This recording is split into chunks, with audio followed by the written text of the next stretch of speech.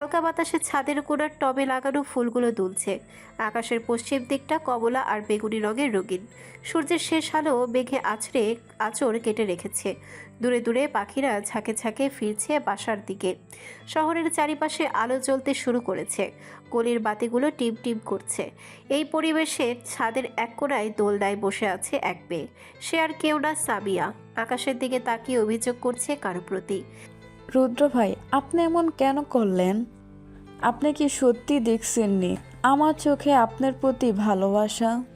আমার সামনে মেঘকে আপনাকে ছুঁতে দেখতে আমি সহ্য করতে পারি না। আমি আপনাকে মন থেকে ভালোবাসি, এমনকি শেষদাও আপনাকে চেয়েছি। কেন আপনি আমার হলেন না? আমি তো শুধু আপনাকে নিজেদের একটা সংসার করতে স্বপ্ন দেখেছি। আমার ইচ্ছে তো কখনো খারাপ ছিল না, তবুও কেন আমার ভালোবাসা একতরফা রয়ে গেল? সামিয়ার চোখ দিয়ে টুপ টুপ করে পানি পড়ছে। মেয়েটির ভীষণ কাঁদছে। কিছুক্ষণ পর নিজেকে সামলে চোখ মুখ শক্ত করে নেয়। না না, আমার এত বছরের ভালোবাসা এমনি এমনি ছেড়ে দিব নাকি? রুদ্র শুধু সামিয়ার। দরকার হলে এই মেঘকে রাস্তা থেকে সরাবো। রাতের খাবার খেয়ে বেগ ঘরে আসতেই তাকে এক গাদা অ্যাসাইনমেন্ট দিয়ে বসিয়ে দেয়। কালকে নাকি জমা দিতে হবে, তাই তাকে এখনই করে দিতে হবে। বেচারির শরীরটা খারাপ লাগছিল। ভেবেছে একটু ঘুমাবে, বাট তা আর হলো না। তা আর হলো কই। বাধ্য হয়ে অ্যাসাইনমেন্ট করতে লাগে, সাথে রুদ্রও করছে। 12টার দিকে হঠাৎ দরজার কড়া হাতে রুদ্র গিয়ে দরজা খোলে। দেখে সামিয়া কফি হাতে দাঁড়িয়ে। রুদ্র তাকে দেখে বলে, ভালো হয়েছে কফি এনেছিস, খুব প্রয়োজন ছিল এটার। রুদ্রের কথায় সামিয়া হালকা হাসে। সে জানে রুদ্র রাত জেগে পড়ে, তবে সেই হাসি বেশিক্ষণ স্থির রইল না। রুদ্রের পরের কথায় বুকটা চুপসে যায়। আরেকটা বানিয়ে আনতে পারবি? মেঘও জেগে আছে। রুদ্রের কথার উপরে না করতে পারবে না। অগত্যা মাথা নেড়ে কিছুক্ষণের মধ্যেই আরেকটা বানিয়ে এনে দিয়ে সে চলে যায়। রুদ্র মেঘকে কফিটা এগিয়ে দিয়ে নিজেও খেয়ে নেয়। সেদিন রাতে 3টার দিকে অ্যাসাইনমেন্ট শেষ করে দুজনেই ঘুমিয়ে পড়ে। সকালের দিকে বুকে ভার কিছু অনুভব হওয়ায় চোখ পিটপিট করে খোলে রুদ্র। বুকের উপরে কি আছে দেখতে সেদিকে তাকাতেই থমকে যায় রুদ্র। মেঘের মুখটা একদম চোখের সামনের বেবি হেয়ারগুলো কপালে ছড়িয়ে ছিটিয়ে। ঠোঁট হালকা ফুলে আছে। অনেকক্ষণ একইভাবে থাকায় গালের এক সাইডে লাল দাগ পড়ে গেছে। স্নিগ্ধতায় যেন ঘিরে রেখেছে তাকে। দু হাতে জড়িয়ে আছে রুদ্রকে।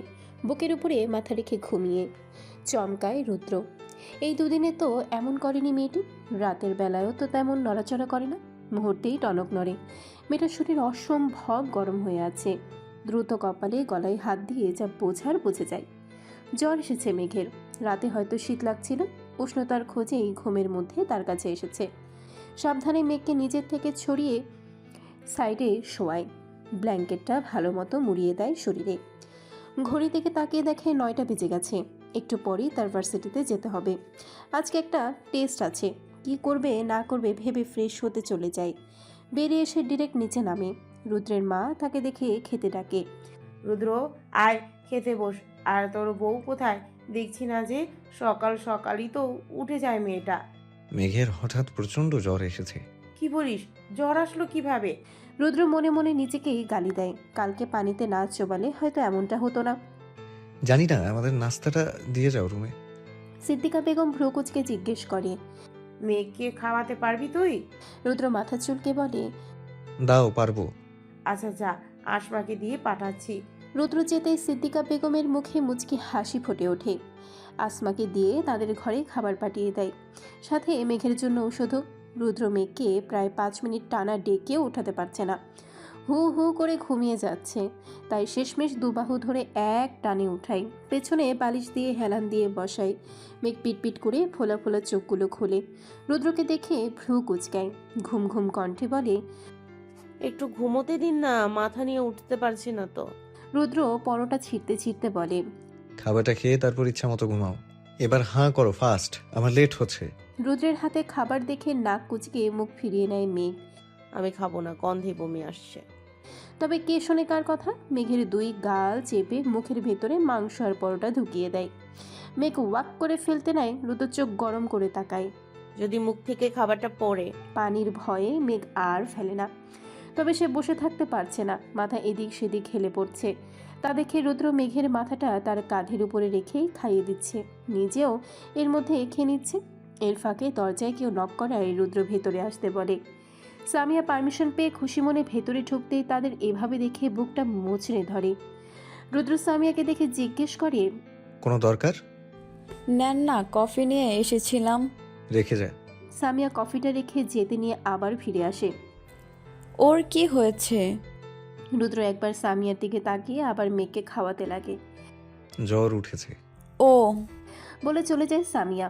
যেতে যেতে নাটক বলতে ভুলল না সে। রুদ্র মেঘকে খাওয়ানো শেষ করে ওষুধ খাইয়ে দেয়। তারপর মেঘ আবার শুয়ে পড়ে। রুদ্র রেডি হয়ে নিচে নেমে আসে। তাকে দেখে সিদ্দিকা বেগম ডেকে ওঠে। খেয়েছে মেঘ? আর ঔষধ?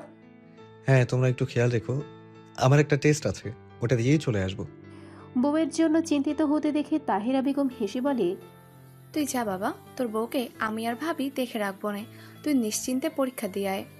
ছোট মায়ের কথায় মাথা নেড়ে গাড়ি নিয়ে বেরিয়ে যায় রুদ্র। এদিকে সিদ্দিকা বেগম মেঘকে দেখতে এসে চমকে যান। শরীর একদম গরম হয়ে আছে। নিজে পানি পুটি দিতে থাকেন।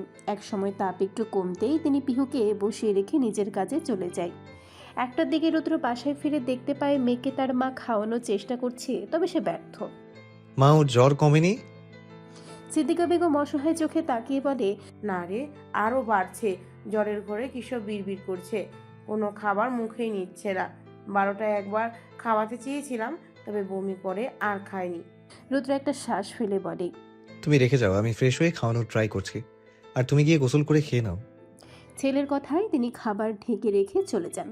রুদ্র ফ্রেশ হয়ে এসে মেঘকে তুলে গায়ের জোরে 2-3 লোকমা খাওয়াতেই গলগলিয়ে বমি করে দেয় রুদ্রের গায়ে। বেচারা চোখ বন্ধ করে জোরে জোরে একটা শ্বাস নেয়। সে সেই অবস্থাতে আবার জোর করে খাইয়ে ওষুধ খাইয়ে দেয়। তারপরে নিজেও গোসল করে নেয়। রুমে এসে আসমা খালাকে ডেকে ফ্লোর আর বিছানা ক্লিন করিয়ে নেয়। খেয়ে এসে বিছানায় শুতেই মেঘের ঘুমন্ত মুখের দিকে চোখ যায়। কি নিষ্পাপ লাগছে মেয়েটিকে, চোখে মুখে ক্লান্তির ছাপ। একদিনের অসুখে কাবু হয়ে গেছে মেয়েটি। নিজে নিজেই ভাবছে, আমার এর ওপর বিরক্ত আসছে না কেন? এটা কি হালাল সম্পর্কের জন্য নাকি দায়িত্ব থেকে? এভাবে যে ঠিক কতক্ষণ তাকিয়েছিল সে খেয়াল নেই রুদ্রের। সেভাবে নিজেও একসময় ঘুমিয়ে যায়। বিকালের দিকে ঘুম ভাঙতেই পাশে মেঘকে না দেখে এদিক সেদিক তাকায় রুদ্র। কপালে ভাঁজ পড়ে। হঠাৎ বাথরুমের দরজা খোলার শব্দে সেদিকে মেঘকে দেখে চিন্তিত কণ্ঠে বলে, একা একা উঠতে গেলে কেন? আমাকে ডাকতে, যদি মাথা ঘুরে পড়তে। মেঘ ধীরে ধীরে বিছানায় এসে গা এলিয়ে বলে, আপনি তো ঘুমোচ্ছিলেন তাই আর ডাকিনি। এখন শরীরটা কেমন লাগছে? বলতে বলতে রুদ্র মেঘের কপালে হাত দেয়। হঠাৎ স্পর্শে কেঁপে ওঠে মেঘ। মুহূর্তেই নিজেকে সামলে বলে, ভালোই। রুদ্র তীক্ষ্ণ দৃষ্টিতে তাকায়, গম্ভীর কণ্ঠে বলে, মিথ্যে বলছো কেন? জ্বর এক ফোঁটাও কমেনি। ও কিছু না, আমার জ্বর উঠলে টানা 1-2 দিন থাকেই, পরে ঠিক হয়ে যায়। তাহলে ডাক্তার ডাকবো? না না না, সামান্য জ্বর নিয়ে আবার ডাক্তারের কাছে যায় নাকি? আমি এসবে অভ্যস্ত, ঠিক হয়ে যাবে। এই মেয়ের খাপছাড়া কথায় হালকা বিরক্ত হয়ে উঠে যায় রুদ্র। কিছুক্ষণ পরে বাড়ির সবাই হাজির হয় তাদের রুমে। মেঘ তাদের দেখে শোয়া থেকে উঠতে নেয়, তবে তার শ্বশুরের কথায় আর ওঠে না। উঠতে হবে না মা, শুয়ে থাকো। শরীর কেমন এখন? মেঘ কিছু বলতে যাবে তার আগেই রুদ্র বলে, জ্বর একটুও কমেনি। সে কি তাহলে ডাক্তার ফয়সালকে ডাকো, এসে চেক আপ করে ওষুধ দিয়ে যাবেন। মেঘ দ্রুত বলে, না না না আঙ্কেল, তার দরকার নেই। এরশাদুল চৌধুরী ভ্রু কুচকে তাকায় মেঘের দিকে। মেঘ ভড়কে যায়। এবার বুঝেছে রুদ্র এভাবে তাকানো তার কার থেকে পেয়েছে। বাপ ছেলে একদম সেম লোক দেয়। তিনি গম্ভীর কণ্ঠে বলেন, আঙ্কেল কি? আমি তোমার শ্বশুর, রুদ্র পিওর মতো তুমিও আপু ডাকবে। এমন হঠাৎ মায়াময় কথায় মেঘের ভেতরে ঝড় শুরু হয়। হুট করে তার বাবার কথা মনে পড়ে যায়। আপনা আপনি চোখ দিয়ে টপটপিয়ে পানি পড়া শুরু হয়। তা দেখে উপস্থিত সকলেই চিন্তিত হয়ে পড়ে।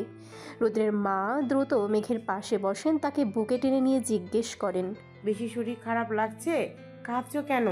এখনই ডাক্তার চলে আসবে, ওষুধ খেলে ঠিক হয়ে যাবা। একটু আদরের ছোঁয়া পেয়ে মেঘের যেন কান্না আরও দ্বিগুণ হারে বাড়ে। নিজেকে কন্ট্রোল করতে পারছে না। সে শাশুড়ির বুকে মাথা রেখেই বলে, তার কথা শুনে এরশাদুল সাহেব উঠে এসে মেঘের মাথায় হাত রাখেন। ছোটবেলায় আব্বু মারা যাওয়ার পরে আর আব্বু ডাকা মেঘ মাথা নাড়ে। তিনি উঠে চলে যান নিজের রুমে। তখন রুদ্রের ছোট চাচা বলে, আজ থেকে তুমি আমারও মেয়ে। আমিও কিন্তু তোমার ছোট আব্বু, একদম মন খারাপ করবে না কেমন? মেঘ ফের মাথা নাড়ায়। বড় ভাইয়ের পিছে পিছে তিনিও বেরিয়ে যান। এদিকে সামিয়া দাঁড়িয়ে এতক্ষণ কাহিনী দেখছিল। এইসব দেখে বিরক্তিতে উচ্চারণ করে নিজেও বেরিয়ে যায়। যেতে যেতে বলে, নাটক, সবার অ্যাটেনশন পাওয়ার জন্য এমন করে। এই মেয়ে অসহ্য। তার কিছুক্ষণ পর ডাক্তার এসে দেখে যায়, কিছু ওষুধও লিখে দেয়। তা আনতে রুদ্র চলে যায়। তারপর একে একে সবাই চলে যায়, রয়ে যায় পিহু। মেঘ চিন্তা করছে অন্য কিছু। তাকে নিয়ে এতজন মানুষ ভাববে, কোনোদিন চিন্তাও করেনি। এই সুখ কি আমার কপালে স্থায়ী হবে? কি রে, কি ভাবছিস? পিহুর কথায় তার দিকে ফিরে মেঘ, তার চোখে পানি টলমল করছে। পিহুরে, এসব কি আমার কপালে সইবে? পিহু মেঘের কাছে এসে তাকে জড়িয়ে ধরে বলে, সইবে না মানে? সব সইবে। জানিস ভাইয়া কি যে টেনশনে ছিল তোকে নিয়ে। আজ অবধি কাউকে এভাবে খাইয়ে দিতে দেখিনি। সকালে তোকে খাইয়ে নিজে খেয়ে ভার্সিটি গেছে, আবার দুপুরে এসেও তোর সেবাই করছে। মেঘ কিছুটা অবাক হয়। নিজেই বলে তার প্রতি ফিলিংস নেই, তো আবার এত করার কি আছে। পিহু কিছুক্ষণ থেকে রুদ্র আসতেই চলে যায়। রুদ্র ওষুধ খুলে মেঘের হাতে দিয়ে পানি ধরিয়ে দেয়। খেয়ে নাও। সরি। রুদ্র চোখ ছোট ছোট করে তাকায় মেঘের দিকে। Sorry for what? মেঘ মাথা নিচু করে বলে, আমার জন্য এত ঝামেলা ফেস করছেন সেজন্য। রুদ্র কিছুক্ষণ তাকিয়ে কিছু না বলে ডোন কেয়ার ভাব নিয়ে ঘর থেকে বেরিয়ে যায়। এদিকে মেঘ তীক্ষ্ণ চোখে যাওয়ার পানে তাকিয়ে, সরি বললাম, কিছু একটা তো বলা যায়, তা না অ্যাটিটিউড দেখিয়ে চলে গেল, আজব লোক। সন্ধ্যার দিকে মেঘের ঘরে বসে থাকতে আর ভালো লাগছে না, একা একা। তাই উঠে ধীর পায়ে রুম থেকে বেরিয়ে আসে। করিডোরে আসতেই নিচে ড্রয়িং রুমে নজর যায়। রুদ্র বসে আছে, তার পাশে সামিয়া। পারলে রুদ্রের গায়ের উপরে উঠে যাচ্ছে।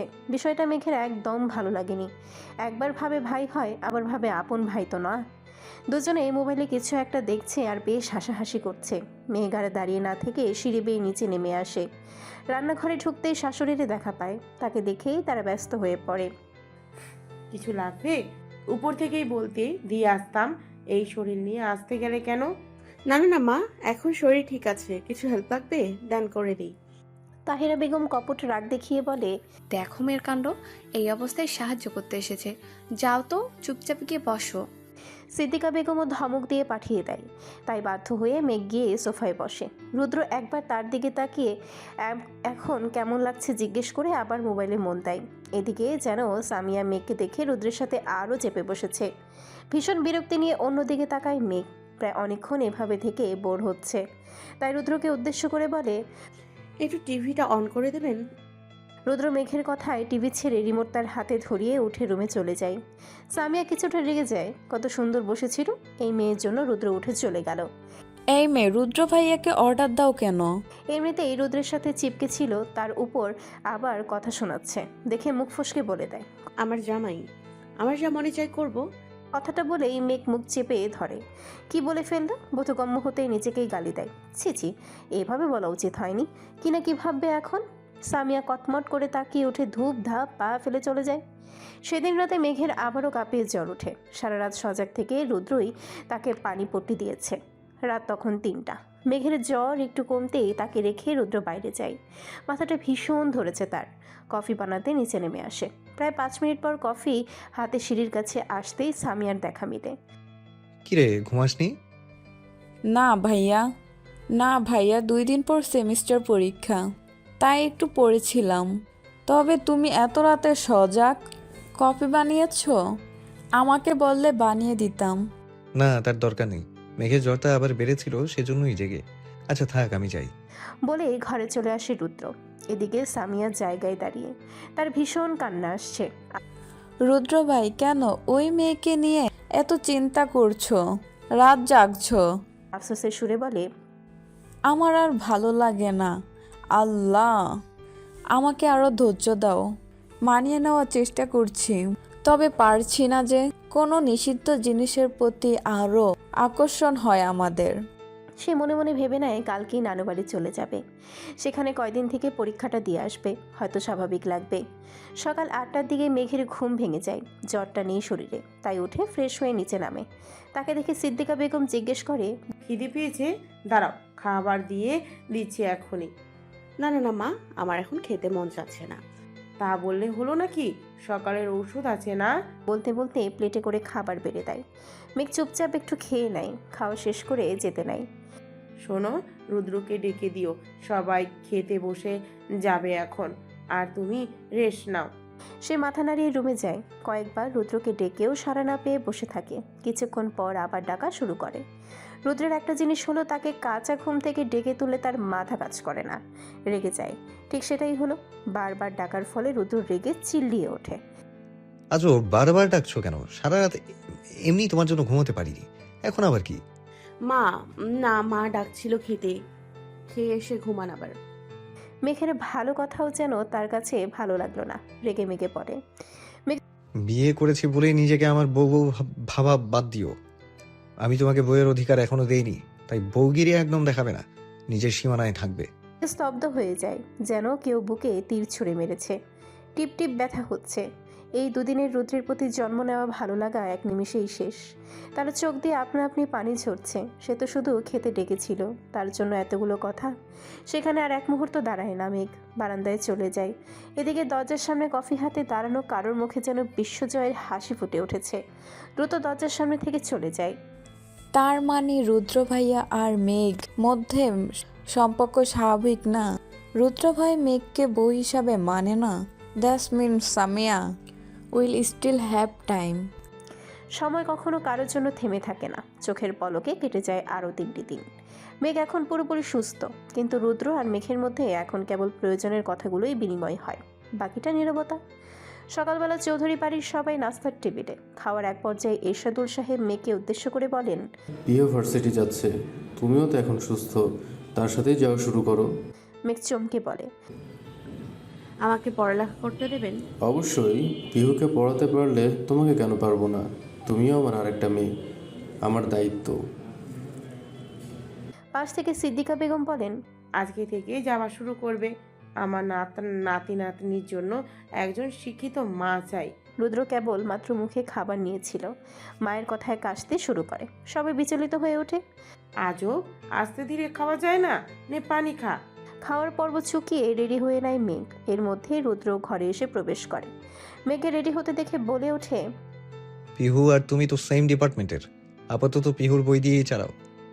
আজকে রাতের মধ্যে তোমার বই কিনে আনবো, আর আমাদের বিয়ের ব্যাপারটা যেন হাইট থাকে। মেঘ মাথা নাড়ায়। তা দেখে রুদ্র বেরিয়ে যায়। কিছুক্ষণ পর মেঘ আর পিহু বাড়ির গাড়ি নিয়ে ভার্সিটির উদ্দেশ্যে বের হয়। এতদিন পর ভার্সিটি যাচ্ছে, তার উপর আগে যে সব কাহিনী ঘটেছিল তার জন্য মেঘের মন সায় দিচ্ছিল না। তবে পিহু তাকে সাহস যোগায়। উফ ইয়ার, এসব চিন্তা বাদ দে না। ভাইয়া এসব সেদিনই ধামাচাপা দিয়েছে। এআই দিয়ে ভিডিও বানিয়ে কেউ ভাইয়াকে বদনাম করতে চেয়েছিল, হাবিজাবি বলে এসব কাহিনী ক্লোজ করেছে। সো এই চিন্তা করতে হবে না। মেঘের মন কিছুটা শান্ত হয়, তবে মনের কোণে একটা কিছু থেকেই যায়। ক্যাম্পাসে পা রাখতেই একটা ধমকা হাওয়া যেন এসে মেঘের গায়ে লাগে। মাত্র কয়েকদিন আসেনি, তাতেই নতুন লাগছে। পিহুর সাথে সামনে এগোয়। হঠাৎ কারো ডাকে মেঘ পিহু দুজনেই দাঁড়িয়ে যায়। হেই ধানি লঙ্কা। মেঘ অবাক হয়ে তাকালেও পিহু কটমট চোখে তাকিয়ে রুদ্ররা যেখানে আড্ডা দেয় সেদিকে এগিয়ে যায়। রুদ্রবাদে বাকি সবাই উপস্থিত সেখানে। মেঘও পিহুর পিছু পিছু যায়। পিহু কটমট করে বলে, কিছু বলবেন ভাইয়া? রাফান শান্ত সুরে বলে, না। পিহুর মেজাজ যেন সপ্তম আকাশ ছুঁয়ে যায়। তীক্ষ্ণ কণ্ঠে বলে, তো ডেকেছেন কেন? ফাইজলামি করেন? আমি কি তোমাকে ডেকেছি? আমি তো ধানি লঙ্কা বলেছি, তুমি কি ধানি লঙ্কা? রাফানের কথায় পিহুর মুখটা চুপসে যায়। রাগে চোখে তাকিয়ে মেঘের হাত ধরে হাঁটা দেয়। কিছু দূর যেতেই পিহুকে আবার ডেকে ওঠে, এবার তার নাম নিয়েই। কি সমস্যা? রুদ্র কোথায়? আপনার ফ্রেন্ড, আপনি জানেন, আমি কি জানি? বলে একটা মুখ মোড়া দিয়ে গটগট পায়ে ক্লাসের দিকে চলে যায় পিহু। আর রাফান মাথা চুলকে হাসে। পাশ থেকে শান্ত বলে, ভাই, মেয়েটিকে হুদাই রাগাস কেন? একে রাগাতে ভালো লাগে তাই। এদিকে মেঘ পিহুকে জিজ্ঞেস করে, কাহিনী কি? উনি আবার কে? আর তোর সাথে কিসের এত দ্বন্দ্ব? আরে এ আমাদের প্রিন্সিপালের ছেলে আর রুদ্র ভাইয়ের ফ্রেন্ড। অন্য ভার্সিটি ছিল, এখানে ট্রান্সফার হয়ে এসেছে কয়েকদিন হলো। বেয়াদব, আসার পর থেকে আমার জীবনটা অতিষ্ঠ করে রেখেছে। আব্বু আর ভাইয়ের জন্য কিছু বলি না, নয়তো একদম মেরে মেডিকেল পাঠাতাম। তার মাঝে ক্লাসে ঢুকতেই সুমনা মেঘের উপরে ঝাঁপিয়ে পড়ে। হঠাৎ আক্রমণে সে একটু ভয় পেয়ে গেলেও মুহূর্তে সেও সুমনাকে জড়িয়ে ধরে। তা দেখে পুহু পিহু তাদের সাথে যুক্ত হয়। এতদিন পর আবার সব ফ্রেন্ডরা একসাথে। পাশেই রিক মোবাইল বের করে সেই মুহূর্ত ভিডিও ক্যাপচার করে নেয়। আবেগময় মুহূর্তের ইতি ঘটে ক্লাস টিচারের আগমনে। সবাই যে যার সিটে বসে। স্যার এসে সবার মাঝে পেপারস দেওয়া শুরু করে। তা দেখে মেঘ অবাক হয়ে জিজ্ঞেস করে, কিসের পেপারস দিচ্ছে রে? আজকে ক্লাস টেস্ট আছে সেটারই। পিহুর কথায় মেঘ চিন্তায় পড়ে যায়। আগে বলিসনি কেন? কিছুই তো পড়িনি। পাশ থেকে রিক বলে ওঠে, अरे यार मैं हूं ना, तो फिर डर किस बात का है? মেঘ হতাশ হয়ে বলে, তুই আছিস সেটাই বড় ভয়। বেচারা রিকের মুখটা চুপসে যায়। পিহু সুমনা হেসে ওঠে। সুমনা বলে, তবে আজকে রিকি আমাদের ভরসা। এর কাছে নকল আছে, দেখে দেখে লিখবে আর আমরাও এর থেকে মারবো। পিহু মেঘ চমকে ওঠে। বলিস কি? ধরা খেলে ক্লাস থেকে বের করে দেবে। আরে না, কিছুই হবে না। তাদের কথার মাঝেই স্যার প্রশ্ন দিয়ে দেয়। তারপর সবাই লেখা শুরু করে। রিক সামনের বেঞ্চে বসেছে, তার পিছে সুমনা। রিক পেজে দেখে লিখছে, সুমনা রিকের দেখে লিখছে, আর বাকিরা সুমনার। প্রায় অর্ধেক পরীক্ষা শান্তিমতো দিলেও হঠাৎ স্যারের নজরে রিক ধরা পড়েই। সাথে সাথে স্যার এসে টান মেরে নকলটা নিয়ে নেয় হাতে। রিক অবাক হয়ে বলে, না না স্যার, এটা নকল না তো আসল পেজ। পাশ থেকে সুমনাও বলে ওঠে, হ্যাঁ স্যার, এটা আসলেই। আমি নিজে আমার বইয়ের পেজ ছিঁড়ে দিছি, কোনো নকল পেজ না। এদিকে মেঘ পিহু কপাল চাপড়াচ্ছে। এরা যে গন্ডগোল করবে জানা ছিল, তাই বলে এমন আবুলের মতন কাজ করবে? নকল তো করছে, আবার বলছেও। স্যার তাদের কথায় রেগে যায়। স্যারের কথা শুনে পিহু মেঘ মুখ লুকানোর ট্রাই করে, তবে রিক তাদেরও দেখিয়ে দেয়। অথবা তাদের চারটাকে ক্লাস থেকে বের করে দেয়। রিক দৌড়াচ্ছে নিজের জান বাঁচাতে, তার পিছে দৌড়াচ্ছে বাকিরা। মূলত একে ধরতে পারলে সেই লেভেলের কেলানি দেবে। নিজে তো বাঁশ খেয়েছে, সাথে সবাইকে বাঁশ খাইয়েছে। কিছুক্ষণ দৌড়ে ক্লান্ত হয়ে বসে পড়ে মাঠের মাঝে। এক একজন হাঁপাচ্ছে। পিহু হাঁপাতে হাঁপাতে বলে, শালা রিকের বাচ্চা, একবার সামনে পাই তোর বংশের বাতি জ্বালার রাস্তা বন্ধ করে দেব। তবে কে পায় রিককে? সে তাদের আশেপাশেও নেই। কিছুক্ষণ পর কোথা থেকে চারটে ঠান্ডা নিয়ে হাজির হয় রিক। তাকে দেখে তেড়ে যেতে নেয় পিহু। আরে বোন, আগে এইটা খেয়ে নে, তারপর যা ইচ্ছে করিস। সবাইকে স্পিডের বোতল ধরিয়ে দিতেই একটু শান্ত হয়। কিছুক্ষণ নীরবতা যেতেই হঠাৎ সবাই একসাথে হেসে ওঠে। মেঘও হাসছে, মন খুলে হাসছে। আজ কতদিন পর এভাবে হাসছে সে নিজেও জানে না। বন্ধুরা কি আসলে জাদুকর, মন ভালো করার ওষুধ? দূর থেকে কেউ একজন মেঘের হাসি দেখছে, খুব মনোযোগ সহকারেই দেখছে। এখন যদি কেউ তাকে জিজ্ঞেস করে সে নিখুঁত বর্ণনা দিতে পারবে। হঠাৎ রুদ্রের ধাক্কায় ধ্যান ভাঙে রাহুলের। কিরে, কোথায় হারিয়ে গেলি? রাহুল ভাবলেশহীনভাবে বলে, কোনো এক রূপসী কন্যা হাসিতে আটকে গেছি। রাফান মজা উড়িয়ে বলে, তো দেখি কোথায় তোর রূপসী কন্যা? রাহুল একটা দীর্ঘশ্বাস ফেলে বলে, সেই এখন আমার জন্য নির্দেশ। সবাই অবাক হয়ে যায়। মানে? রাহুল তপ্ত শ্বাস ছেড়ে বলে, মানে সে এখন অন্য কারুর অর্ধাঙ্গিনী। রাহুলের কথায় সবাই চুপসে যায়। রুদ্র তার কাঁধে হাত রেখে বলে, আল্লাহ হয়তো তোর জন্য আরো ভালো কিছু রেখেছে, মন খারাপ করিস না। মেয়েটি হয়তো তোর ভাগ্যে ছিল না। রাহুল রুদ্রের পানে তাকায়, তার ছেলের হাসি হাসে। মনে মনে বলে, তুই নিজেই তো আমার ভাগ্য কেড়ে নিলি। মেঘেরা ক্লাস শেষ করে ক্যান্টিনে যায়। সেখানে রুদ্রদের দেখা পায়। তার আর রুদ্রের বিয়ের ব্যাপারে কেউই জানে না। রুদ্র নিজেই কাউকে জানাতে না করেছে, বিধায় কাউকেই বলেনি। সুমনা রিকও জানে না। রুদ্রদের সাথে অনুকে দেখে মেঘ কিছুটা অবাক হয়। পিহুকে জিজ্ঞেস করে, এই অনুর সাথে না তোদের ঝামেলা হয়েছিল, এখন আবার তাদের গ্যাংয়ে? পিহু একটু বিরক্ত হয়ে বলে, তুই আসিসনি? কত কাহিনী হয়ে গেল ক্যাম্পাসে। অনু সবার সামনে ভাইদের কাছে মাপ চেয়েছে, ছেঁচড়ামি করেছিল, পরে বাধ্য হয়ে আবার তাদের গ্রুপে নিয়েছে। ও আচ্ছা। তারা তাদের মতো খাবার নিয়ে চলে যায়। সেদিন ভালোই ক্লাস করে মেঘ পিহু বাসায় চলে আসে। মেঘ ছাদের কোনায় বসে আছে। বিকেল আর সন্ধ্যার মাঝামাঝি সময়। আকাশে রোদ নেই বললেই চল। চারিপাশে হালকা মেঘলা একটা আবহাওয়া, না পুরো অন্ধকার না পুরো আলো। বাতাসে ঠান্ডা হাওয়া বইছে। গাছের পাতাগুলো আস্তে আস্তে দুলছে। দিগন্তে সূর্যের শেষ রঙগুলো ফিকে হয়ে গিয়ে মেঘের গায়ে হালকা সোনালি আভা ছড়িয়ে দিচ্ছে। সে আলোয় মেঘের চুলগুলো হালকা হাওয়ায় উঠছে। তার মুখে এক ধরনের শান্ত কিন্তু গম্ভীর ভাব। চারপাশ নিঃশব্দ, মাঝে মাঝে শুধু দূরের পাখির ডাক শোনা যায়। ঠিক তখনই ছাদে কারো উপস্থিতি টের পেয়ে সেদিকে ফিরে তাকায় মেঘ। সামিয়া এসেছে, হাতে 2 কাপ কফি। তাকে দেখে হেসে এগিয়ে আসে। মেঘ, একা একা কি করছো ছাদে? মেঘ কিছুটা অবাক হয়। আজ অবধি সামিয়াকে তার সাথে হেসে কথা বলতে দেখেনি। সামিয়া ফের বলে ওঠে, তোমাকে মেঘ বলে ডাকায় মাইন্ড করনি তো? আবার আসলে বয়সে তুমি আমার ছোট, তাই নাম ধরে ডাকছি। মেঘ হালকা হেসে বলে। না আপু, সমস্যা নেই অনেক। সামিয়া 1 কাপ কফি মেঘের দিকে এগিয়ে দেয়। মেঘ চুপচাপ কফি হাতে নেয়। সামিয়া তার পাশে দোলনায় বসে পড়ে। কিছুক্ষণ নীরবতার পর সামিয়া হঠাৎ তার হাতের ব্রেসলেটটা মেঘকে দেখিয়ে বলে, দেখো তো কেমন এটা। মেঘ হালকা হেসে তাকিয়ে বলে, সুন্দর। সামিয়া হেসে আবার বলে, এটা রুদ্র ভাইয়া আমাকে গিফট করেছে। মেঘ চুপচাপ সামিয়ার কথা শুনছে।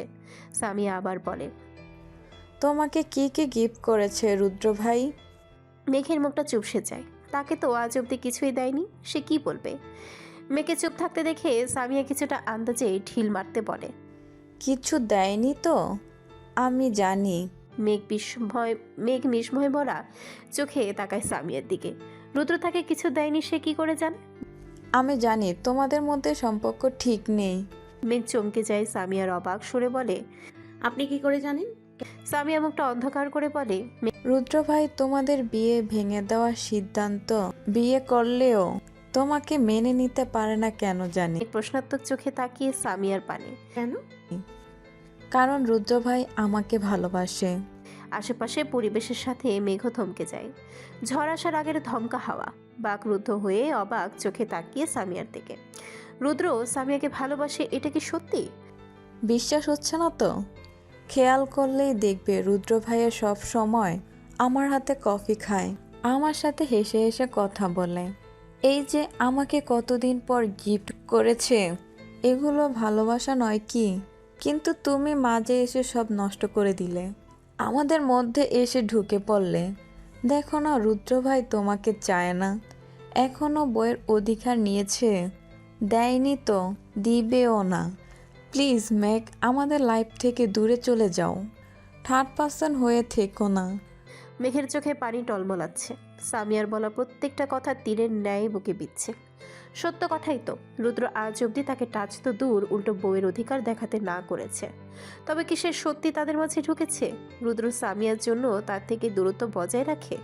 প্লিজ মেঘ, তুমি জীবনে আরও কিছু ভালো কিছু পাবে। দেখো, যা চেয়েছো তার থেকে অধিক পাবে। মেঘ ভেজা চোখে সামিয়ার কথায় হেসে ফেলে। আমার আর জীবনে কিছু চাওয়ার নেই আপু। একটু থেকে একা দীর্ঘশ্বাস ফেলে বলে, জীবনে যা চেয়েছিলাম তার থেকেও দ্বিগুণ পেয়েছি। এরকম শ্বশুরবাড়ি পাওয়া ভাগ্যের ব্যাপার, যেই ভাগ্য অল্প দিনের হলেও আমার হয়েছিল। তবে কিছু কিছু পাওয়া বা চাওয়া আমাকে চায়নি।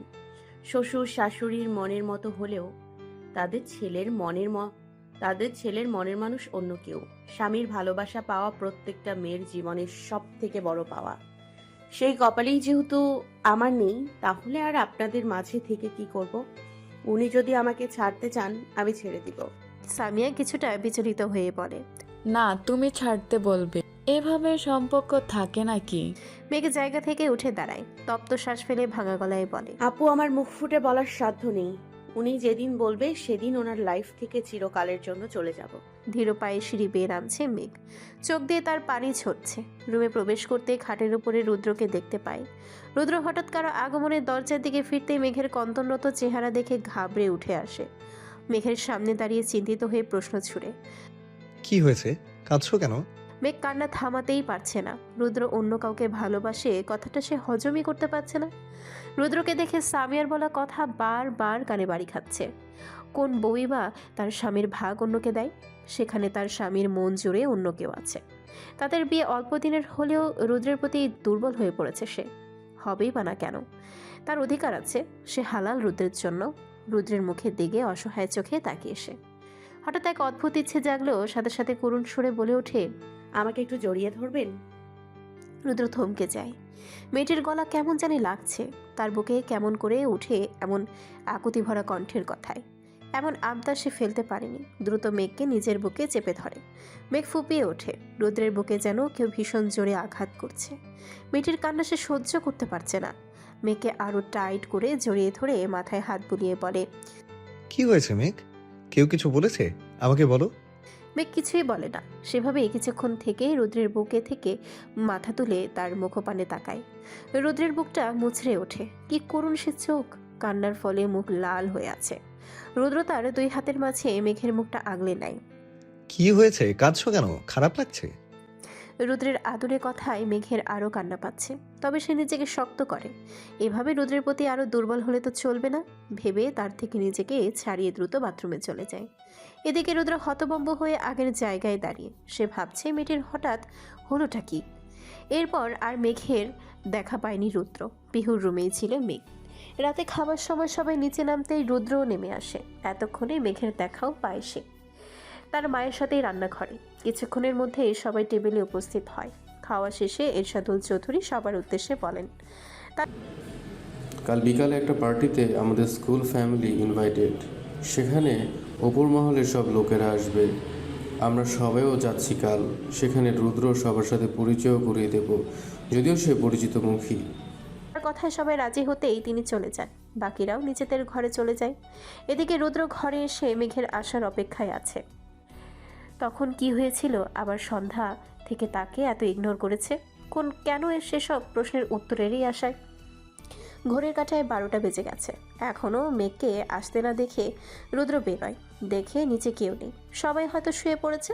তবে মেঘ কোথায় গেল? পিহুর রুমে নয় তো? তা ভেবে সেদিকে এগোয়। পিহুর রুমে নক করতে এসে দরজা খুলে রুদ্রকে দেখে ভ্রু কুচকায়। কি চাই? মেঘ কোথায়? পিহু দুষ্টু হেসে বলে, কি বউকে ছাড়া একটু থাকতে পারছো না বুঝি? এক চড় দিব, যা বলেছি উত্তর দে। মেঘ আজ আমার সাথে ঘুমাবে। রুদ্রের সাথে সাথে বলে ওঠে, কেন? আমি কি জানি, তোমার বউকে জিজ্ঞেস করো। তখনই মেঘ দরজার সামনে আসে। রুদ্রকে দেখে পড়ে, একটুর জন্য আজ পিহুর সাথেই ঘুমাবো। রুদ্র কি বলবে কিছুই বুঝতে পারছে না। এখানে রেখে যেতে মন চাচ্ছে না। তবে মেঘকে যে আসতে বলবে সেরকম সম্পর্কও তো তাদের হয়ে ওঠেনি। তাই বাধ্য হয়ে নিজের ঘরেই চলে আসে। বিছানায় শুতে কেমন খালি খালি লাগে। এ কয়দিনে মেয়েটি তার অভ্যাস হয়ে গেছে। কোনো রকমে সেই রাত পার করে রুদ্র নিজেও জানে না কেন এমন হচ্ছে। রাত পেরিয়ে সকাল হতেই রুদ্রের অ্যালার্মের শব্দে ঘুম ভাঙে। চোখ মেলতে পাশে তাকায়, তবে রোজকার মতন আজ মেঘ নেই। তপ্ত শ্বাস ফেলে সকালের বাতাসটা উপভোগ করতে বারান্দায় এসে দাঁড়ায়। শান্তির একটা শ্বাস নিতে যাবে, অমনি নজর যায় সামনে বাগানের বড় আম গাছের ঢালে। কিছু একটার আতঙ্কে দ্রুত ঘর থেকে বেরিয়ে ছুটে চলে বাগানের উদ্দেশ্যে। হন্তদন্ত হয়ে বাগানে আসে রুদ্র। আম গাছের কাছে যেতেই দেখতে পায় দুই উড়নচণ্ডীকে, মেঘ আর পিহুকে। মেঘ গাছের বড় ডালটায় উঠে গেছে আর তার পিছিয়ে পিহু উঠছে। পেছন থেকে মেঘকে ধরে রেখেছে যেন পড়ে না যায়। পিহু মেঘকে বলছে, আর একটু। রুদ্র পেছন থেকে গম্ভীর গলায় বলে ওঠে, এখানে হচ্ছেটা কি? মেঘ পিহু দুজনেই খুব সিরিয়াস হয়ে কিছু একটা করছিল। হঠাৎ রুদ্রের গলায় দুজনেই কেঁপে ওঠে। পিহু ব্যালেন্স হারিয়ে মেঘকে ছেড়ে দেয়। গাছের অতটাও উপরে এসে ওঠেনি বিধায় লাফ মেরেই নেমে যায়। এদিকে মেঘ বেচারি গাছের ডালেই বসে আছে। রুদ্র ধমকের সুরে বলে, এই তোরা কি বাচ্চা? এত বড় বড় মেয়ে গাছে ওঠে, পড়ে হাত পা ভাঙলে? রুদ্রের ধমক খেয়ে মেঘ পিহু দুজনেই চুপসে যায়। মেঘ এতক্ষণ সাহস করে উঠলেও এখন নিচের দিকে তাকিয়ে তার জান যায় যায় অবস্থা। পিহু আমদামতা করে বলে, ভাইয়া। পিহুর দিকে রাগে চোখে তাকিয়ে উপরে মেঘের দিকে ফিরে কর্কশ গলায় বলে, এই মেয়ে, এত উপরে যে উঠেছো, এখন যদি পড়ে গিয়ে হাত পা ভাঙে একবারও ভেবেছো? মেঘ ভয়ে গাছের ডাল আঁকড়ে ধরে মাথা ঝাঁকাচ্ছে, তার যার অর্থ না, সে এসব কিছুই ভাবেনি। রুদ্র হতাশ। মেঘ ভয় পাচ্ছে দেখে শান্ত সুরে বলল, নিচে নেমে আসো। এদিকে মেঘ রুদ্রের কথায় তাকায় নিচের দিকে, আবার সেভাবে বসে থাকে। তা দেখে রুদ্র চিল্লিয়ে বলে, কি শুনতে পাচ্ছ না? নেমে আসতে বললাম, পড়বা এইভাবে। মেঘ একবার গাছের ডালের দিকে তাকাচ্ছে তো একবার রুদ্রের দিকে। গাছের ডালের পাখির বাসাটা অর্ধেক ঝুলে আছে, মূলত তাদের কারণেই। এটা এভাবে রেখে নেমে যেতে মন মানছে না দুটো বাচ্চা পাখি এতে। তাই নিজের মনে সাহস জুগিয়ে বলে, না না না, পড়বো না, ওই পাখির বাসাটা ঠিক করেই নেমে যাব। বলেই গাছের ঢাল ধরেই একটু একটু করে আগ বাড়াতে শুরু করে।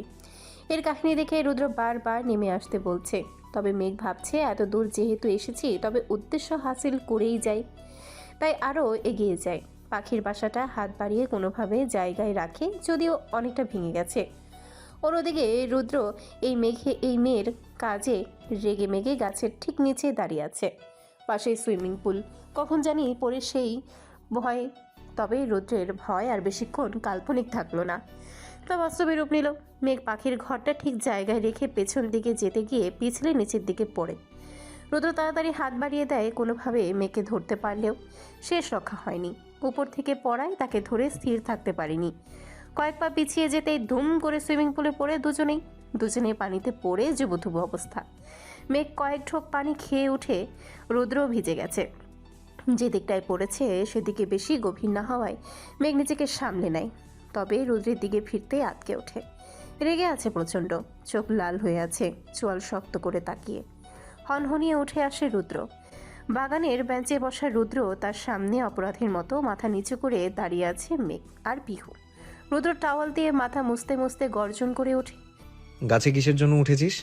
পিহু ভয়ে ভয়ে বলে, ভাইয়া আমরা দোলনা বাঁধতে চেয়েছিলাম, নিচে থেকে দড়ি গাছের ডালে লাগানোর চেষ্টা করেছিলাম, ঠিক তখনই ভুলবশত দড়িটা লেগে পাখির বাসাটা অর্ধেক পড়ে যায়।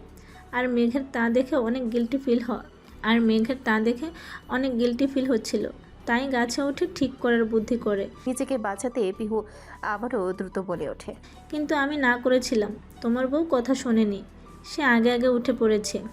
এদিকে মেঘ চোখ বড় বড় করে তাকিয়ে আছে পিহুর দিকে। কত বড় বাটপার মীর জাফর এই মেয়ে, সেও তো রাজি ছিল, এখন আমাকে ফাঁসাচ্ছে। রুদ্র রেগে মেঘের দিকে ফিরে কিছু বলতে নেবে মুহূর্তে এসে চুপসে যায়। হঠাৎ গলার অ্যাডামস অ্যাপেল বারবার ওঠানামা করছে। কেমন অনুভূতি হচ্ছে সে বুঝে উঠছে না, তবে কিছুটা ভুলভাল চিন্তা আসছে।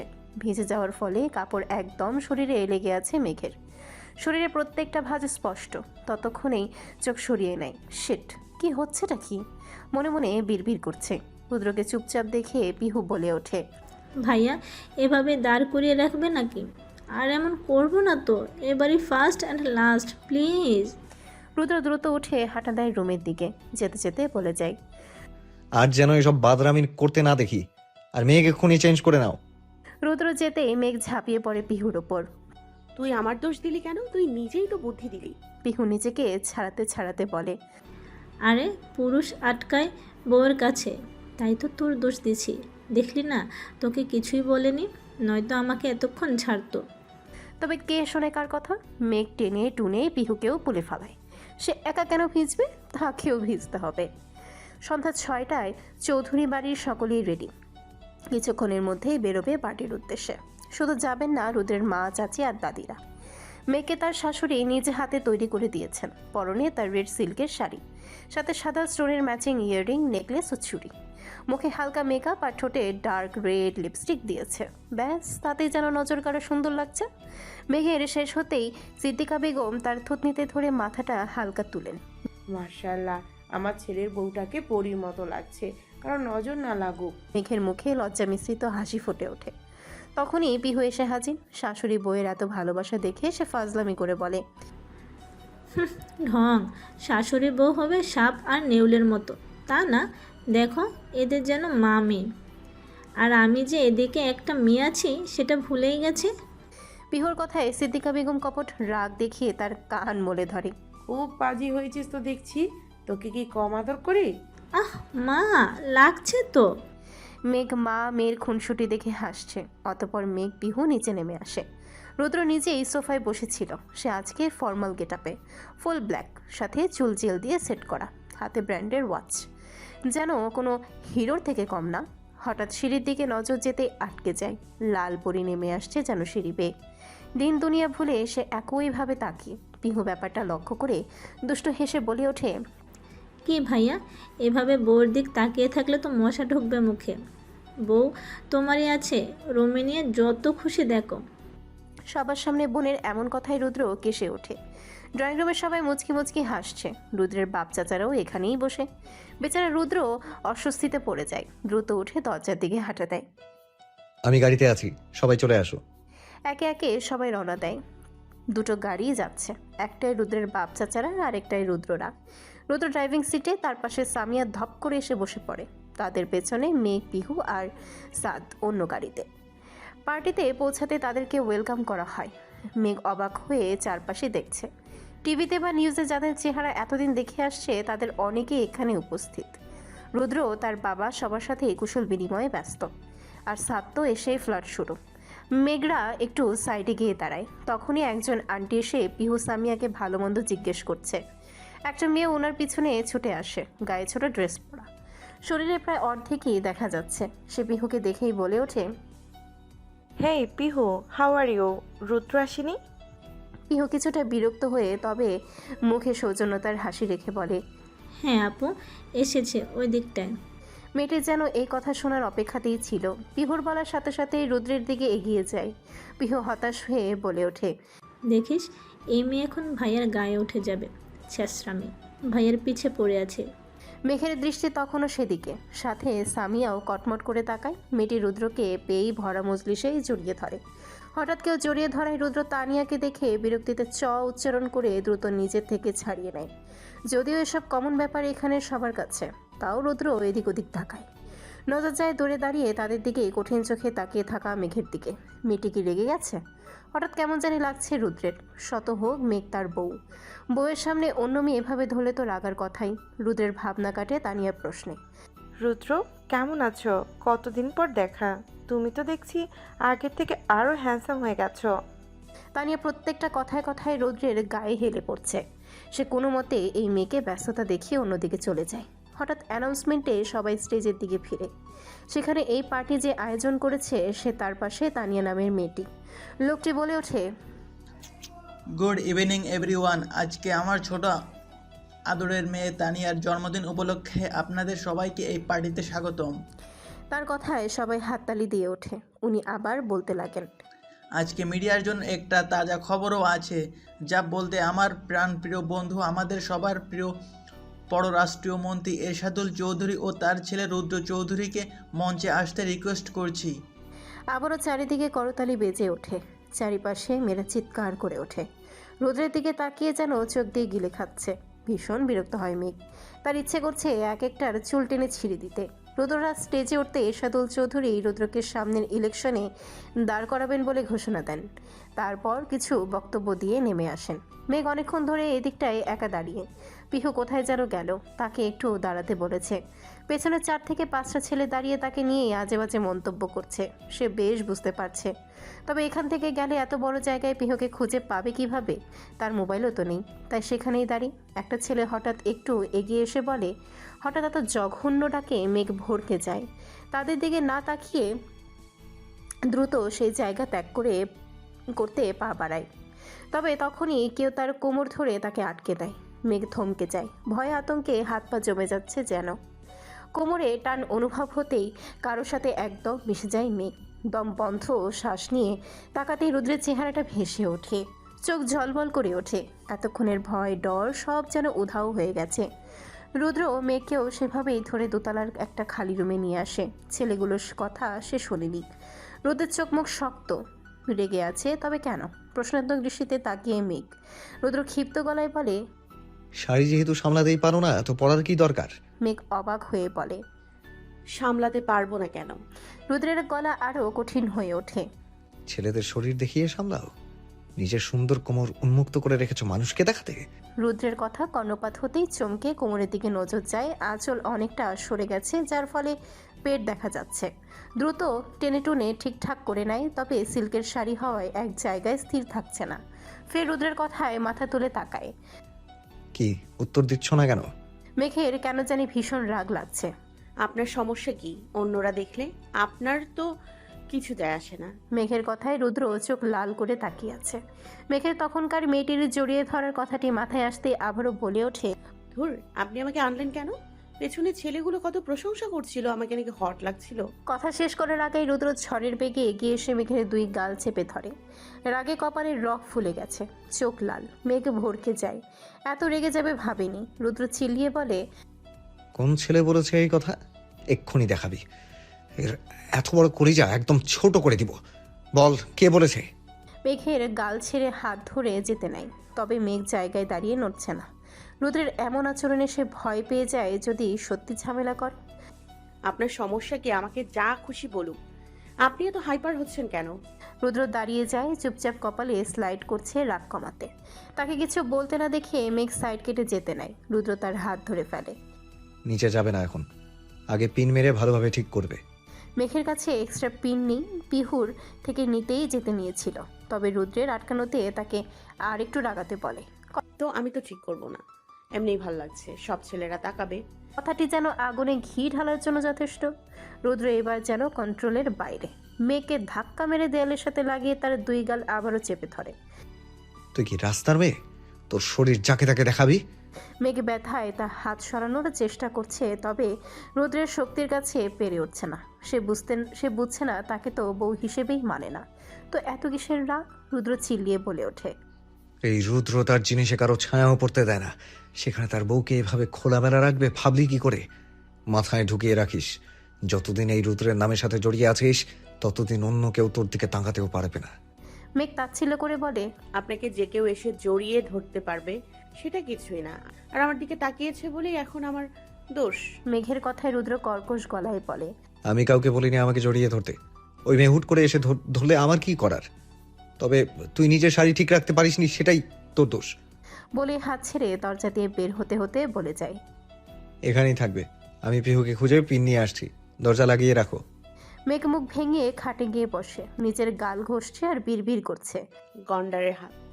2 মিনিট পর হঠাৎ দরজায় টুকার শব্দে মেঘ ভাবে হয়তো রুদ্র এসেছে, তাই গিয়ে দরজা খুলে। তবে বাইরে সামিয়াকে দেখে ভ্রু কুচকে যায়। সামিয়া হাতে দুটো গ্লাস নিয়ে ঢুকতে ঢুকতে বলে, এখানে একা একা কি? শাড়ি ঠিক করতে এসেছিলাম। সামিয়া একটা জুসের গ্লাস এগিয়ে দিয়ে বলে, নাও, আসার পর থেকে কিছু খাওনি, এটা খেলেও ভালো লাগবে। মেঘের কপালে কিছুটা চিন্তার ছাপ পড়ে। সামিয়া তার এত খেয়াল রাখছে হঠাৎ, তবে এসব ভাবনার মাথা থেকে ঝেড়ে ফেলে দেয়। গ্লাসটা হাতে নিয়ে থ্যাঙ্কস বলে। মেঘের খাওয়া শেষ হতেই সামিয়া উঠে দাঁড়ায়। মেঘ, তুমি থাকো, আমাকে আব্বু ডাকছিল। মেঘ আচ্ছা বলে উঠে দাঁড়ায় দরজা লাগানোর জন্য, তবে উঠতেই মাথা চক্কর দিয়ে ওঠে, সাথে সাথে বসে যায় আগের জায়গায়। চারিদিক কেমন ঘোলাটে লাগছে, তারপর আর কিছুই হুঁশ নেই। রুদ্র পিহুর থেকে পিন নিয়ে সেই রুমে আসতে ভ্রু কুচকে যায়। দরজা লাগিয়ে রাখতে বলেছিল এই মেয়ে, খুলে রেখেছে। যেই একটা ধমক দিবে ভেবে ঢুকে পড়ে, তবে ঘরে ঢুকতে হতভম্ব হয়ে যায়। हैंड्स अप, चिंगम की चांगुल से बसना इम्पॉसिबल। কোমরে আঁচল বেঁধে ঘাটের উপরে দাঁড়িয়ে হাতের চিরুনি বন্দুকের মতো রুদ্রের দিকে তাক করে দাঁড়িয়ে আছে মেঘ। What the? রুদ্র অবাক হলো কি এই মেয়ের। সামনে এগোতে যাবে মেঘ লাফিয়ে ওঠে, মুখ দিয়ে বলছে, डिचकाओ এই কে আছো? ডিচকাও এই কে আছো? 999 কল লাগাও। ব্যাটম্যান কই? সুপারম্যান ডাক, হেলিকপ্টার নামাও, ডাকাত এসছে, ভ্রুম ভ্রুম ভ্রুম। রুদ্রের পা সেখানেই থেমে যায়। এটা কি মেঘ? কি করছে এইসব? কি বকছে? রুদ্র বিস্ময় নিয়ে বলে, মেঘ, হোয়াট আর ইউ ডুইং? তৎক্ষণাৎ মেঘ টলতে টলতে তেড়ে আসে রুদ্রের দিকে। তার থেকে খাটো হয় পা উঁচু করে, তবে শরীরে ব্যালেন্স করতে পারছে না। পড়ে যেতে নাই রুদ্র তার কোমর পেঁচিয়ে ধরে রাখে। এবার মেঘ চিরুনিকে চাকুর মতো করে রুদ্রের গলায় ধরে। এই মেঘ কেডা? হ্যাঁ, আম চিংগাম স্যার, যা আছে সব বের কর। না কিছু একটা ভেবে পড়ে। না এটা তো জনের ডায়লগ। রুদ্র কিছুই বুঝছে না, সে হাসবে না সিরিয়াস হবে। মেঘের মুখের এক্সপ্রেশন খুবই ফানি লাগছে, আবার এমন করছে কেন সেটাও বুঝে উঠছে না। তবে রুদ্রের ভাবনা কাটে মেঘের কান্নায়। হুট করে ঠোঁট ভেঙে কেঁদে ওঠে মেঘ, চোখে পানি নেই তবে মুখে শব্দ। রুদ্র ঘাবড়ে যায়, দ্রুত মেঘকে টেনে নিয়ে বিছানায় বসিয়ে দেয়। কি হয়েছে, কাঁদছো কেন? মেঘ রুদ্রের কথায় ফ্যাল করে তাকিয়ে থাকে তার মুখের দিকে। হঠাৎ এক অদ্ভুত কাজ করে বসে। রুদ্র যেন একদম জমে গেছে। মেঘ রুদ্রের 2 গালে টেনে ধরে দুম করে ডান গালে একটা কিস করে বসে। তারপর মুখের একদম সামনে গিয়ে চোখ বড় বড় করে রুদ্রের পুরো মুখে দেখতে লাগে। আপনি না অনেক কিউট, দেখলেই মনে চায় একদম চকলেটের মতো খেয়ে ফেলি, একটু খাই বলে হা করে কামড় দিতে এগোয়। রুদ্র দ্রুত মেঘের মুখ ধরে ফেলে। সে বেশ বুঝতে পারছে মেঘ ড্রাঙ্ক, নয়তো এসব কথা মেঘের মুখে সজ্ঞানে বাপের জন্মেও বেরোবে না। মেঘকে ধরে বিছানায় বসায়। এই স্টুপিড, তুমি কি কিছু উল্টাপাল্টা খেয়েছো? কি রুদ্রের কথায় মেঘ কিছুক্ষণ তার দিকে তাকিয়ে গালে একটা আঙ্গুল দিয়ে সিলিং ফ্যানের দিকে তাকিয়ে কিছু একটা ভাবছে। মেঘের এই এক্সপ্রেশন দেখে রুদ্র আর হাসি কন্ট্রোল করতে পারেনি, জোরে হেসে ওঠে। একদম বাচ্চাদের মতন বিহেভ করছে। রুদ্র মেঘের গাল টেনে বলে ওঠে, খেয়েছো মেঘ? তোমাকে খুব কিউট লাগছে, একদম বেবি মেঘ। রুদ্র হাসছে, তবে বেচারার হাসি বেশিক্ষণ স্থির হয়নি। মেঘ আবারও কেঁদে ওঠে, তবে এবার চোখ বেয়ে পানি বেরোচ্ছে। রুদ্র ভরকে যায়। এই মেঘ, কি হয়েছে? ব্যথা পেয়েছো কোথাও? খারাপ লাগছে? রুদ্রের বুকে ধাক্কা মেরে তার থেকে দূরে সরিয়ে দেয়। অসহায় কণ্ঠে বলে ওঠে, আপনি না খুব খারাপ। আমাকে আজ অবধি একটাও গিফট দেননি। আমার সাথে ভালো করে কথা বলেন না, আমাকে একটু ভালোবাসেন না, কিন্তু এই ডাইনিকে ঠিকই ভালোবাসেন। তাকে ঠিকই গিফট দেন, তার সাথে হেসে কথা বলেন। তো আমায় বিয়ে করেছেন কেন? তাকেই বিয়ে করতেন। আমি কি বলেছি রুদ্র আমায় বিয়ে করুন? রুদ্রের কপালে ভাঁজ পড়ে, অবাক হয়ে বলে, মেঘ আমি আবার কাকে ভালোবাসি? কি সব বলছো? আরও ডুকরে কেঁদে ওঠে। আমি কি খুব খারাপ? আমাকে কি একটু ভালোবাসা যায় না? জানেন, আব্বু মারা যাওয়ার পর আমাকে না কেউ একটু আদর করেনি, ভালোবাসেনি। আব্বু তো অ্যাক্সিডেন্টে মারা গেছে, আমি তো মারিনি। তাহলে আমাকে কেন সবাই অপয়া, অলক্ষী বলে দূরে সরিয়ে দেয়? রুদ্র অবাক হয়ে শুনছে মেয়েটির ভেতরের চাপা কষ্ট। মেঘ একটু থেমে আবারও বলে ওঠে, বড় আব্বু যাই আমাকে সাপোর্ট করতো, বড় আব্বু যে আমাকে সাপোর্ট করতো, ভালোবাসতো, তবে এখন উনিও আমাকে ঘৃণা করেন, আমার খোঁজই নেননি। আর আমার মা তো আমাকে ছোট থেকে অপছন্দ করে। আমি একটু আদর পাওয়ার লোভে কত কেঁদেছি জানেন। কিন্তু আম্মু রিমিকে আদর করতো, আমাকে করতো না, উল্টো আমার উপর রাগ দেখাতো, মারতো। আচ্ছা, কোনো মা কি তার পেটের মেয়ের সাথে এমন করতে পারে? রুদ্রের ভীষণ খারাপ লাগছে। মেঘকে টেনে এক হাতে জড়িয়ে ধরে। মেয়েটা হুঁশে নেই, তবে মনের ভেতরে চাপা রেখে চেপে রাখা সব কথাই বলছে। রুদ্র ভীষণ অবাক, এইটুকু মেয়ে এত কষ্ট সহ্য করেছে। খুব মনোযোগ দিয়ে শুনছে তার অভিযোগগুলো। তার কথায় সাড়া দিতে মাথা নেড়ে বোঝায় না। মেঘ হেসে বলে, কিন্তু আমার মা এমন করতে পারে। আপনাকে একটা সিক্রেট বলি, আমি না বড় হয়ে সবসময় ভাবতাম বিয়ে করে অনেক দূরে চলে যাব আর তাদের কাছে ফিরবো না। আমাকে বিয়ে পাগলি মেয়ে ভাবছেন তাই না? কিন্তু আমি বিয়ের পাগল না। শুনেছিলাম বিয়ের পর সবার হাজবেন্ড তাদের বউকে অনেক ভালোবাসে, আদর যত্ন করে। তাই আমিও বিয়ে করতে চাইতাম, অন্তত আমার বর আমাকে ভালোবাসবে। আমি না ভেবে রেখেছিলাম তখন জামাইয়ের সাথে অনেক সুখী সংসার করব, ছোট সংসার হবে, আমাকে অনেক ভালোবাসবে। কিন্তু না, আমি অনেক বড় একটা সংসার পেয়েছি, মা বাবার ভালোবাসা শ্বশুর শাশুড়ির থেকে পাচ্ছি। কিন্তু যার সাথে সংসার করি সে আমাকে চায় না, সে আমাকে বউ হিসেবেই মানে না, তার মনে অন্য কেউ। তাহলে এত কিছু পেয়ে কি লাভ হলো? রুদ্র নিশ্চুপ হয়ে তাকিয়ে আছে মেঘের মুখপানে। তার ভিতরে তোড়পাড় চলছে। তার প্রতি মেঘের এত অভিযোগ, নিজের প্রতি রাগ হচ্ছে। আসলেই তো তাদের সম্পর্ক আর 5টি স্বামী স্ত্রীর মতো না। তবে বিয়ে করে কি মেঘের জীবন নষ্ট করলো সে? কিন্তু অন্য চিন্তা তার মাথায় ঘুরপাক খাচ্ছে। তার মনে কেউ আছে, সেটা মেঘকে কে বলল? তার তো এমন কেউ নেই। মেঘ তার মাথাটা রুদ্রের কাঁধে রাখে, ফুপিয়ে ওঠে। রুদ্র তাকে শান্ত করতে মাথায় হাত বুলিয়ে দিচ্ছে। তখনই সেখানে পিহু আর সামিয়া আসে। মেঘের দরজার সামনে সামিয়াকে দেখে রেগে যায়। রুদ্রকে ছেড়ে উঠে যায় তার দিকে, ডিরেক্ট সামিয়ার চুলে ধরে। এই ডাইনি, তুই আবার এসছিস আমার জামাই কেড়ে নিতে? লজ্জা করে না তোর? হঠাৎ আক্রমণে সামিয়া বুঝে ওঠেনি, তবে মুহূর্তেই মেঘের কথা শুনে শুকনো ঢোক গিলে। এই রে, এই মেয়ে যদি বলে দেয় সেদিনকার কথা, তাহলে তো বাস খাবো। তাই মেঘের কথার মাঝেই চিল্লানো শুরু করে। আহ মেঘ, করছো কি? রুদ্র ভাইয়া দেখো না কি করছে মেঘ। পিহু ছাড়া। পিহু রুদ্র দ্রুত মেঘকে ছাড়িয়ে আনে তার থেকে। রুদ্র মেঘকে চেপে ধরে বলে, ও ফুললি ড্রাঙ্ক, সেই কখন থেকে উল্টাপাল্টা আচরণ করছে। আমি ওকে নিয়ে যাচ্ছি গাড়িতে, তোরা গেলে আব্বুকে বলে আয় ফার্স্ট। পিহু চিন্তিত হয়ে বলে, তুমি ওকে একা নিয়ে যেতে পারবে যেই অবস্থায়? পারবো। সামিয়া পিহু চলে যায় এরশাদুল চৌধুরীর উদ্দেশ্যে। এদিকে রুদ্র মেঘের শাড়ির আঁচল একদম শরীরে পেঁচিয়ে দেয়। তাকে ধরে কোনো রকমে বেরিয়ে আসে। মেঘ একবার এদিকে ছুটে নেয় তো আবার ওদিকে। গেটের সামনে আসতেই বাঁধে আরেক ঝামেলা। পেছন থেকে তানিয়া রুদ্র রুদ্র ডেকে ছুটে আসে, একদম তাদের সামনে এসে দাঁড়ায়, ন্যাকামি করে বলে, কই ছিলে তুমি এতক্ষণ ধরে? খুঁজেছি। কোথায় যাচ্ছ? আসো, আমরা কাপল ডান্স করবো। মেঘ যেন তেলে বেগুনে চলে ওঠে। দ্রুত টলতে টলতে রুদ্রের হাত থেকে নিজেকে ছাড়িয়ে শাড়ির আঁচলটা রুদ্রের মাথার উপরে দিয়ে ঢেকে দেয়। বাসর ঘরে বউকে যেভাবে ঢেকে বসিয়ে রাখে ঠিক তেমন করে। শুধু এটা করে চোখ নেই সে, রুদ্রকে কভার করতে দুই হাত দুই দিকে ছড়িয়ে একদম তানিয়ার সামনে দাঁড়ায়। তানিয়া মেয়েটি অবাক হয়ে চেয়ে আছে। মেঘ চোখ বড় বড় করে রেগে বলে, এই শাকচুন্নি, আমার হ্যান্ডসাম জামাইয়ের দিকে এত কিসের নজর?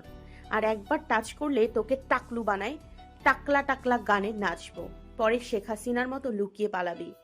এইটা আমার পুকি জামাই, খালি আমার, শুনেছিস? রুদ্র মাথা থেকে আঁচল সরিয়ে নেয় সাথে সাথে। ইচ্ছে করছে নিজের মাথায় নিজে বাড়ি দিতে। মেয়েকে ধরতে ধরতে বলে, বোন কিছু বলিস না, এখান থেকে যা প্লিজ, আমার বউরে আর উছলাইস না। বলতে বলতে মেয়েকে টেনে টুনে গাড়ির দিকে নিয়ে আসে। এদিকে তানিয়া বেচারি মুখ ভোতা করে সেখানেই দাঁড়িয়ে, সব মাথার উপর দিয়ে যাচ্ছে তার। গাড়ির সামনে আসতেই রুদ্র দরজা খোলে। তবে মেঘ রুদ্রের হাত ফসকে দৌড়ে গাড়ির সামনে গিয়ে রাস্তায় বসে পড়ে। এদিকটা পার্কিং এরিয়া, মানুষজন নেই। রুদ্র তাড়াতাড়ি মেঘের সামনে গিয়ে হাঁটু মুড়ে বসে। মেঘ, কি করছো? এটা রাস্তা, উঠে আসো, আমরা বাসায় যাব। তবে মেঘ নাছর বান্দা, সে যাবে না। না না না, আমি যাব না, আমি আইসক্রিম খাবো। কিনে দিব তো, তুমি আগে আসো গাড়িতে, তারপর দিচ্ছি। তবে মেঘ তার কথায় অটল। আপনি আমাকে একটু ভালোবাসেন না? একটা আইসক্রিমেই তো চেয়েছি শুধু। রুদ্র হতাশ। এই মেয়ে আজকে নাকানি চুবানি খাওয়াচ্ছে তাকে, আবার কান্না শুরু। তাকে সামলাতে মেঘের দুই গাল ধরে আদরে সরে বলে ওঠে, না না, আমি তোমাকে অনেক ভালোবাসি তো, সত্যি কিনে দেবো। দেখো এখানে কোনো দোকান নেই, সামনে আছে, সেখান থেকে কিনে দেবো। মেঘ ফ্যাল ফ্যাল করে তাকায় রুদ্রের দিকে। আপনি সত্যি আমাকে ভালোবাসেন? রুদ্র মেঘকে কোলে তুলে নেয়।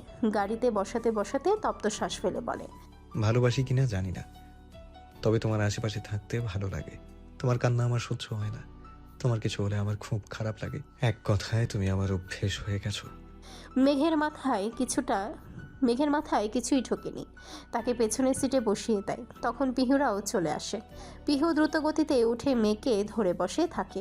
পিহুকে দেখে মেঘ অবাক চেহারা করে, তার নাক গাল টানা শুরু করে। আরে তুমি তো আমার বান্ধবী পিহুর মতো দেখতে। পিহু বেচারি নাক মুখ লাল হয়ে গেছে মেঘের টানাটানিতে। আরে বোন, মাফ কর, আমি পিহু রে। তখনই সামিয়া রুদ্রের পাশের সিটে বসে। মেঘের নজর সেদিকে চায়। পিটপিট করে তাকিয়ে বোঝার চেষ্টা করে এটা খেয়ে। মুহূর্তেই রেগে যায়।